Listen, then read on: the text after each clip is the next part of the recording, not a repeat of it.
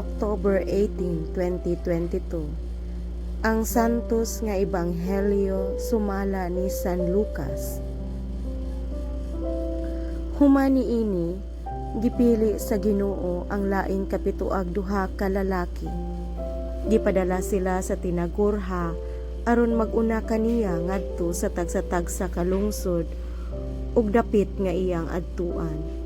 Miingon siya kanila, ang anihon daghan, apan diyo tayra ang mga ngani.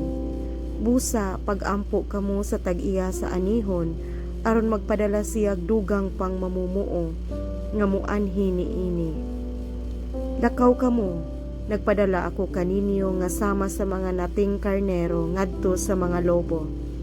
Ayaw pagdala og puntil ni sudlanan sa limos, ni sandalias, ayaw kamo paghunong aron paghimamat kang bisan kinsa diha sa dalan. Bisan diing balaya kamo moabot, unahan ninyo pag-ingon, ang panagdait maania ni ining balaya. Kung didto may nagpuyo nga mahigugmaon sa pakigdait, ibilin kaniya ang inyong yukbo sa pakigdait. Kung wala, bakwia ang inyong yukbo sa pakigdait. Pabilin kamo ni adtong balaya ug kaon ug inom sa ilang idalit kaninyo. Kay ang mamumuo angay gayod nga suhulan. Ayaw kamo pagbalhin-balhin gikan sa usa ka balay ngadto sa lain. Kun muadto kamo sa usa ka lungsod ug dawaton kamo nila kaon sa idalit kaninyo.